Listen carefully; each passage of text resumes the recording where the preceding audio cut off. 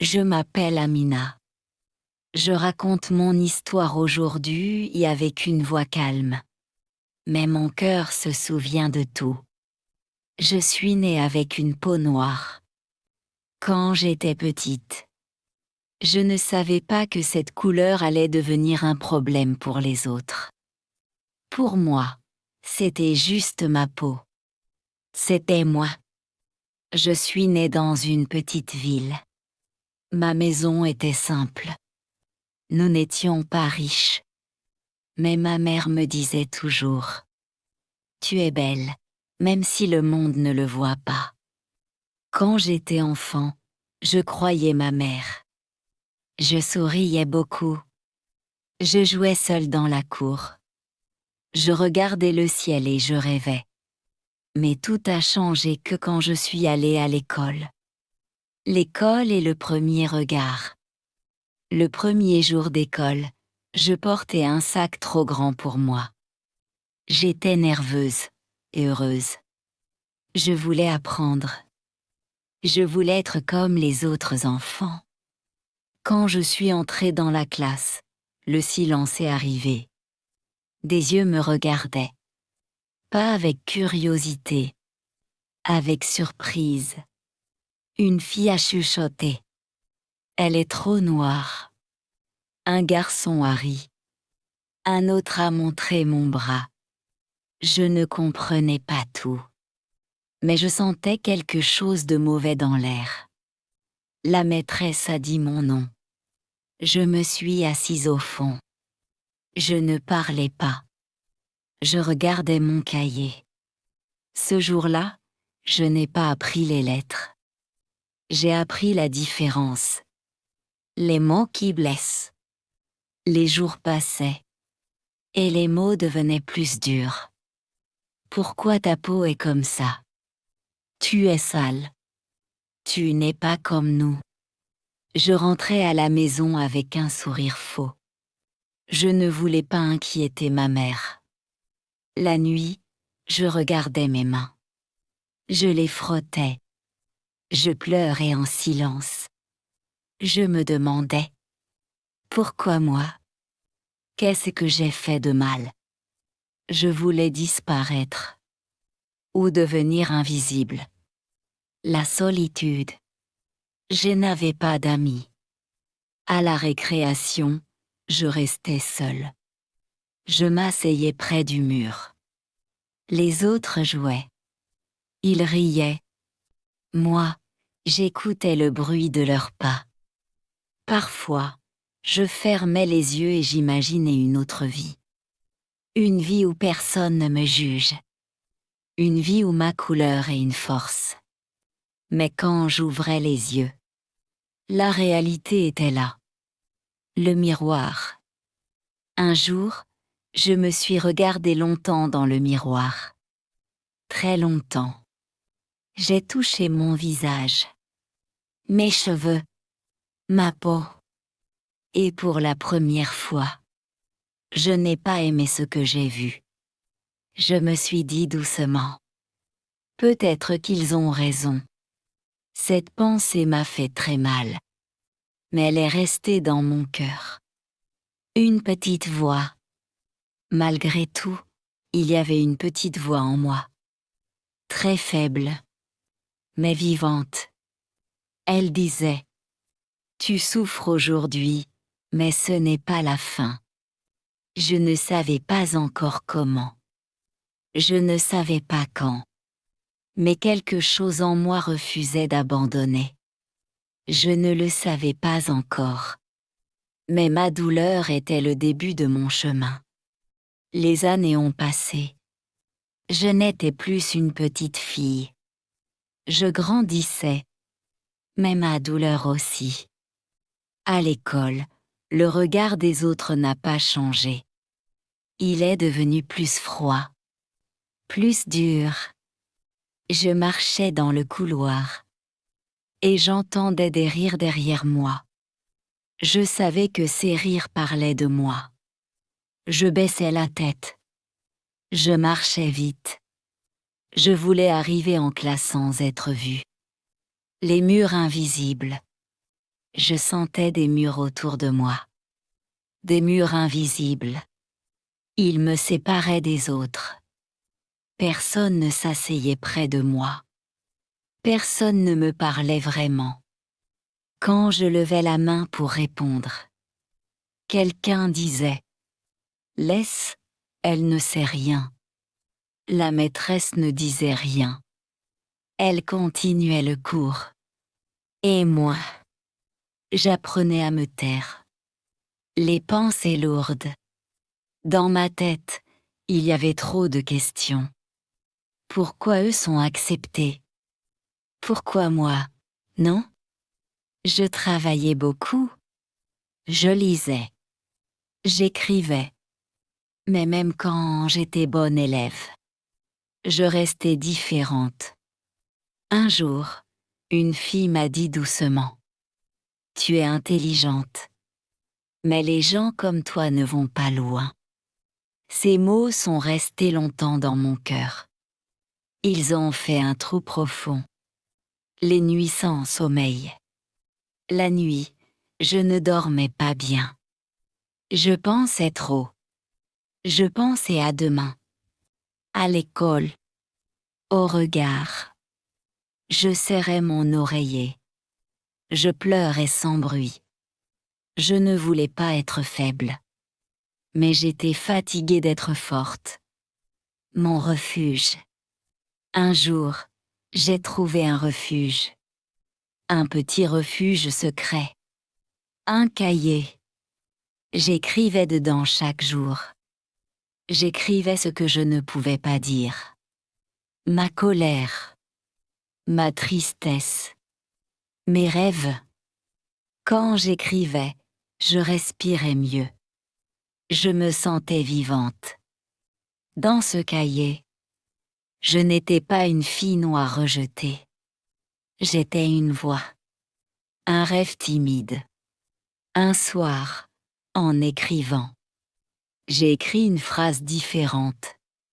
Un jour, je réussirai. Je ne savais pas comment. Je ne savais pas pourquoi. Mais cette phrase m'a fait peur. Et en même temps, elle m'a donné de la chaleur. C'était un rêve petit. Mais il était là. Encore une chute. Mais la vie n'était pas douce. Un jour, à l'école, un garçon a dit devant tout le monde « Elle ne mérite pas d'être ici ». Tout le monde a ri. Moi, je suis restée immobile. Ce jour-là, quelque chose s'est cassé en moi. Mais quelque chose d'autre est né aussi. Je ne voulais plus seulement survivre. Je voulais changer mon destin. Je devenais plus grande. Mais je me sentais toujours petite à l'intérieur. À la maison, la situation n'était pas facile. L'argent manquait. Ma mère travaillait beaucoup. Je voyais la fatigue sur son visage. Je voulais l'aider. Mais je ne savais pas comment. À l'école, rien n'avait changé. Les mots étaient toujours là. Les regards aussi. Je souriais moins. Je parlais moins. Je me cachais derrière mon silence. Le poids de la pauvreté. Un jour, je suis arrivée à l'école avec des chaussures usées. Je les aimais bien. Mais les autres ont ri. Regarde ces chaussures. Elle est pauvre et noire. Ces mots sont tombés comme de la pluie froide. Je me suis assise. Je n'ai rien dit. Mais mon cœur criait. Je sentais la honte entrer en moi. Doucement. Comme un poison. Une lumière faible. Le soir, je faisais mes devoirs à la lumière faible. Parfois, il n'y avait presque rien à manger. Ma mère me regardait et disait « Continue, ma fille. L'éducation est ta clé. » Ces mots étaient ma seule lumière. Je continuais à écrire dans mon cahier. Je continuais à rêver en secret. L'envie d'abandonner. Il y a eu des jours très sombres. Des jours où je voulais tout arrêter. Je me disais, à quoi bon? Personne ne croit en moi. Je me sentais invisible. Comme si je n'existais pas vraiment. Un soir, j'ai fermé mon cahier. J'ai pensé ne plus jamais écrire. Mais quelque chose en moi refusait. Le premier choix. Un matin, devant le miroir. Je me suis regardée longtemps. Je n'ai pas vu une fille faible. J'ai vu une fille fatiguée. Mais debout. J'ai dit à voix basse. Je ne peux pas changer les autres. Mais je peux me changer moi. Ce jour-là, j'ai pris une décision. Petite. Mais importante. Je travaillerai 2 fois plus. Je lirai. J'apprendrai. Même si personne ne me voyait. La force intérieure. Les insultes continuaient. Mais quelque chose avait changé. Elles faisaient toujours mal. Mais elles ne me détruisaient plus. Je marchais droite. Je respirais profondément. Dans mon cœur, une force grandissait. Lente. Silencieuse. Je ne savais pas encore où ce chemin allait me mener. Mais je savais une chose. Je n'étais plus seulement une victime. J'étais une survivante.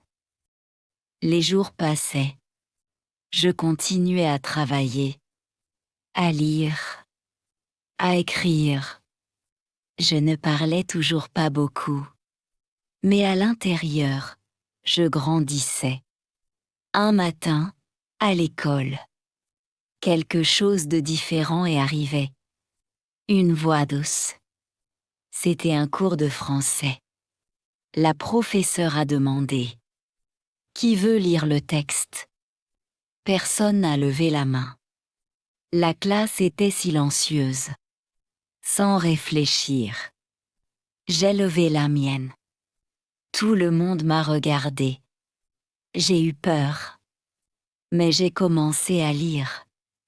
Ma voix tremblait un peu. Puis, elle est devenue plus forte. Quand j'ai fini, la professeure a souri. Elle a dit, « Tu lis très bien. Tu écris aussi. » J'ai hoché la tête. Mon cœur battait vite. Un regard différent. Après le cours, elle m'a appelé. « Tu as quelque chose de spécial. » M'a-t-elle dit calmement. Ne laisse personne te faire croire le contraire. Ces mots, je ne les avais jamais entendus. Quelqu'un me voyait. Vraiment. Ce jour-là, je suis rentrée chez moi avec un sourire vrai. Le rêve prend forme. Le soir, j'ai ouvert mon cahier. J'ai écrit longtemps. Je n'écrivais plus seulement ma douleur. J'écrivais mes idées, mes histoires, ma voix. Je me suis dit, peut-être que mes mots peuvent me sauver. Ce rêve était nouveau, fragile, mais lumineux. Le doute revient, mais la vie aime tester les cœurs. Un autre élève a dit, « Tu crois que tu es spécial maintenant ?» Les rires sont revenus. Les doutes aussi. Cette nuit-là, j'ai pleuré encore. Mais cette fois, je n'étais pas vide. Je me suis relevée plus vite. Une promesse silencieuse. Devant mon cahier, j'ai fait une promesse. Je vais continuer, même si c'est difficile, même si je suis seule. Je ne cherchais plus l'acceptation. Je cherchais ma vérité. Je pensais être plus forte. Je pensais être prête. Mais la vie avait encore des épreuves pour moi. À la maison, les problèmes ont augmenté. Ma mère est tombée malade. Elle ne pouvait plus travailler comme avant. Je voyais la peur dans ses yeux. Je sentais la responsabilité sur mes épaules. J'étais encore jeune. Mais je me sentais déjà adulte. Travailler et étudier. Après l'école, j'ai commencé à aider comme je pouvais. Parfois, je nettoyais. Parfois, je gardais des enfants. J'étais fatiguée. Très fatiguée. Le soir, je voulais dormir. Mais je devais étudier. Il y avait des moments où je me disais, je ne peux plus continuer. Le regard du monde. À l'école, les remarques continuaient. Elle travaille maintenant. Elle n'ira jamais loin. Je sentais le jugement partout, sur ma peau, sur mes choix. Parfois, je me demandais si mes rêves étaient trop grands pour moi. Une chute silencieuse. Un jour, j'ai raté un examen important. Quand j'ai vu la note, j'ai senti mon cœur tomber. Je suis rentrée chez moi. Je me suis assise par terre. Et j'ai pleuré longtemps. Je me suis dit, peut-être qu'ils avaient raison. Cette pensée m'a fait très mal. Une voix intérieure. Mais au milieu de mes larmes, une voix est revenue. Pas forte, mais claire. Tu as déjà survécu à pire. Je me suis essuyé le visage. Je me suis levée lentement. Je n'avais pas le droit d'abandonner. Pas maintenant. Se relever encore. Le lendemain, je suis retournée à l'école. J'ai demandé de l'aide à la professeure. J'ai travaillé encore plus. Je n'étais pas parfaite, mais j'étais déterminée. Chaque difficulté devenait une leçon. Chaque chute, une force cachée. Un feu discret. Dans mon cœur, un feu discret brûlait. Je n'étais plus seulement une fille qui souffre. J'étais une fille qui avance, même lentement, même avec peur. Je continuais à avancer. Pas vite, mais sans m'arrêter. Les jours étaient longs. Le travail, l'école, la maison. Parfois, je me sentais vide. Mais je gardais mon cahier près de moi. Une idée simple. Un jour, la professeure de français m'a parlé après le cours. Elle m'a dit doucement, « Tu écris bien. Pourquoi tu ne participes pas au concours d'écriture ?» J'ai eu peur. Un concours. Moi? J'ai répondu. Je ne suis pas sûre. Elle a souri. Essaie. Tu n'as rien à perdre. Ces mots sont restés dans ma tête toute la nuit. Une nuit différente. Ce soir-là, je n'ai pas dormi. J'ai écrit. Encore et encore. J'ai écrit ma douleur. Ma solitude. Ma couleur. Mon silence.